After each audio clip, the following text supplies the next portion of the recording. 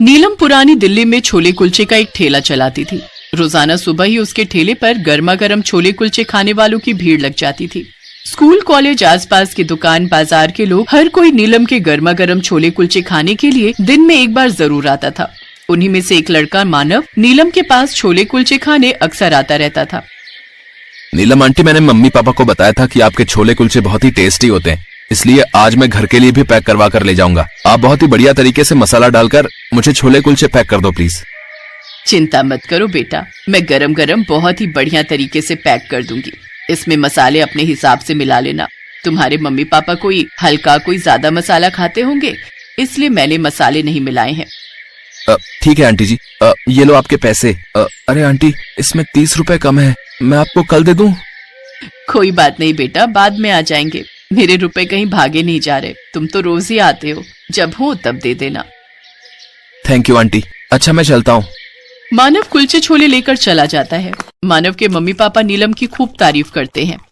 ये पुरानी दिल्ली की छोले कुलचे वाली तो बड़े स्वादिष्ट छोले कुलचे बनाती है। बहुत ही साफ सुथरे, अच्छे से मसाले, मक्खन सब डाला हुआ। बहुत बढ़िया कुलचे भी, देखो कितने मुलायम है। हाँ मानव की मम्मी, ये बहुत ही स्वादिष्ट बने हुए हैं। मानव बेटा, मैं सोच रहा हूँ तुम्हारा जन्मदिन आने वाला है, क्यों ना हम एक स्टॉल नीलम का भी तुम्हारे जन्मदिन की पार्टी में रखवा लें। उसकी भी थोड़ी कमाई हो जाएगी और बर्थडे पर मेहमानों के बीच तारीफ भी रहेगी कि हमने पुरानी दिल्ली के छोले कुलचे का ठेला लगवाया है। ठीक है पापा, मैं कल ही नीलम आंटी से इस बारे में बात कर लेता हूँ, फिर वो आपसे मिल लेंगी। आप उन्हें अपने हिसाब से समझा देना। अगले दिन मानव स्कूल से अपने दोस्त के साथ नीलम के पास यही बात कहने जा रहा था, पर जैसे ही वो नीलम के ठेले के पास पहुंचा, अचानक एक गाड़ी वहां आकर रुकी। उसमें से दो बदमाश बाहर निकले और मानव को पकड़कर गाड़ी में बिठाने लगे। मानव का दोस्त वहीं दीवार के पीछे छुप जाता है। नीलम चिल्लाकर वहां पहुंची, छोड़ उसे, छोड़ उसे। नीलम आंटी बचाओ, नीलम आंटी बचाओ, कोई मदद करो, उस बच्चे की कोई मदद करो।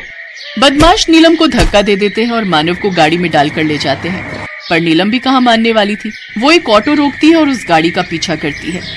भैया उस गाड़ी का पीछा करो, उसमें बदमाश है, वो मानव बेटा को ले जा रहे हैं। क्या उस गाड़ी में बदमाश है? मैं नहीं जाऊंगा। उतरो यहाँ से, उतरो, नीचे उतरो, मुझे अपनी जान नहीं गंवानी। अरे तुम में इंसानियत जिंदा भी है या नहीं? अच्छा ठीक है, आगे मत जाना, मुझे पीछे उतार देना। अभी तो चलो, पता नहीं वो गाड़ी वो नहीं, बस थोड़ा दूर चला लो, बस थोड़ा दूर और चला लो।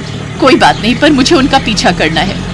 ऑटो वाला कुछ दूर तक तो नीलम के साथ गया, पर जैसी गाड़ी एक सुनसान खंडहर के बाहर रुकी, ऑटो वाला नीलम को वहां छोड़कर भाग गया। अब क्या करूं? ऑटो वाला भी चला गया, गाड़ी तो वहां खड़ी है, इसका मतलब मानव को वो बदमाश खंडहर के अंदर ले गए हैं। मैं किसे मदद के लिए बुलाऊं? मेरे पास तो मानव के माता पिता का नंबर भी नहीं है। एक काम करती हूँ, बंटी के पापा को फोन मिलाती हूँ, वो किसी तरह मानव के मम्मी पापा का घर पता कर सकते हैं। नीलम अपने पति के मोबाइल पर फोन मिलाती है और सारी बात बताती है। अरे नीलम, तुमने एक बच्चे के लिए अपनी जान खतरे में डाल दी है? न जाने तुम कहाँ हो। मैं मानव नाम के उस लड़के के माता पिता को कहाँ ढूंढूंगा, बताओ। अच्छा ठीक है, मैं तुम्हारे ठेले के आसपास जाता हूँ, वहाँ शायद कुछ पता चल जाए। नीलम अपना ठेला ऐसे ही छोड़ आई थी। उसका पति एक पैर से अपाहिज था, इसीलिए नीलम ही घर की देखभाल करती थी और छोले कुलचे का ठेला भी लगाती थी। उसका पति बड़ी मुश्किल से पैदल चलकर उसके ठेले तक पहुंचता है। तभी एक दुकानदार मानव के घर के बारे में बता देता है। वो लड़का, हाँ, उसे हम अच्छे से जानते हैं। उसके पापा कभी कभी हमारी दुकान से मिठाई खरीद कर ले जाते हैं। बीच में उनकी बहन की शादी थी तो हमारे से ऑर्डर पर उन्होंने मिठाई बनवाई थी। मेरे पास उनका नंबर जरूर होना चाहिए। बेचारों का बच्चा मुसीबत में है, भाई किसी की सहायता हो जाएगी। रुको मैं मिलाता हूँ नंबर। है आदमी फोन नंबर मिलाता है और सारी बात मानव के पापा को पता चलती है।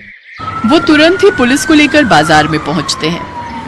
इंस्पेक्टर साहब, मेरे बच्चे को कुछ नहीं होना चाहिए। रमेश, जरा नीलम को फोन मिलाओ और पूछो कि मेरे बेटे के बारे में उसे कुछ पता चला, वो ठीक तो है ना? हेलो नीलम, अरे अभी तुम कहाँ हो? मैं मानव के पापा और पुलिस के साथ हूँ, वहीं पहुंच रहा हूँ। ये लो इंस्पेक्टर साहब से बात करो। हाँ जी नीलम जी, हम थाने से बोल रहे हैं जी। हमें जो है थोड़ा सा आइडिया दीजिए कि आप कहाँ और किस जगह पर खड़ी हैं, ताकि हम जल्द से जल्द वहां पहुंच सकें। इंस्पेक्टर साहब, इस जगह एक पुरानी सी कोठी है, पीले रंग की दीवारें हैं उसकी। गोलाकार कोठी है, ठीक है, जिसमें बांस की खिड़कियां लगी हुई हैं। हाँ हाँ, वहाँ एक खंडहर है। बदमाशों ने मानव को अंदर रस्सियों से बांध रखा है। इंस्पेक्टर अभी नीलम से बात कर ही रहा था कि तभी मानव के पापा के फोन पर एक अनजान कॉल आता है। किशन जी, आप बदमाशों को फोन में उलझाकर रखिए। मुझे पता चल गया है कि वो लोग कहाँ मानव को लेकर गए हैं। चिंता मत कीजिए, हम जल्दी ही बदमाशों को पकड़ लेंगे। इंस्पेक्टर के कहने पर मानव के पापा बदमाशों को बातों में उलझाए रखते हैं। ए, तेरा बाप आ रहा है, समझा? पूरे 50 लाख रुपए मांगे हमने तेरे बाप से। अंकल मुझे छोड़ दो, मुझे जाने दो। हे भगवान, मानव बेटे की रक्षा करो।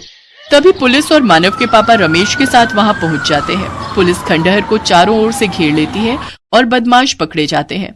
मानव सेफ था। पापा, आप यहाँ कैसे आए? ये बदमाश मुझे यहाँ पकड़ कर ले आए थे। रे हवलदार, रे पकड़ लो इन सब बदमाशों को। नीलम आंटी, आप?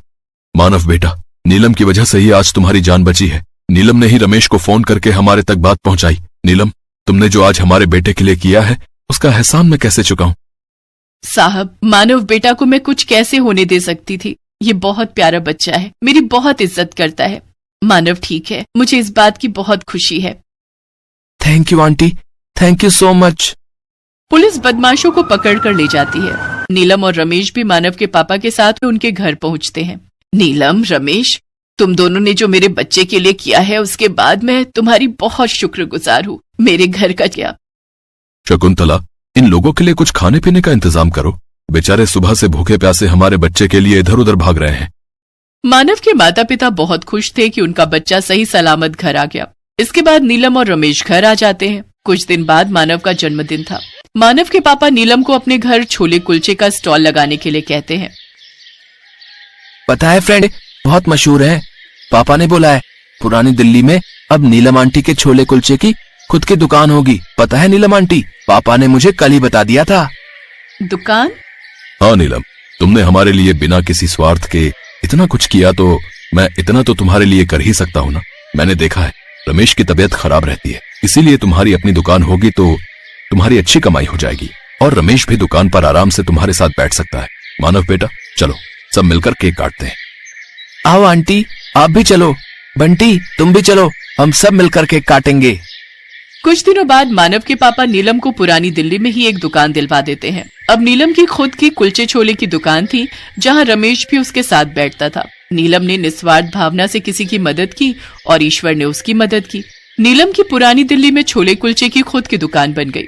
जब सबको नीलम की बहादुरी के बारे में पता चला तो सब उसकी दुकान पर छोले कुलचे खाने के लिए आने लगे और धीरे धीरे उसके छोले कुलचे पूरे शहर में फेमस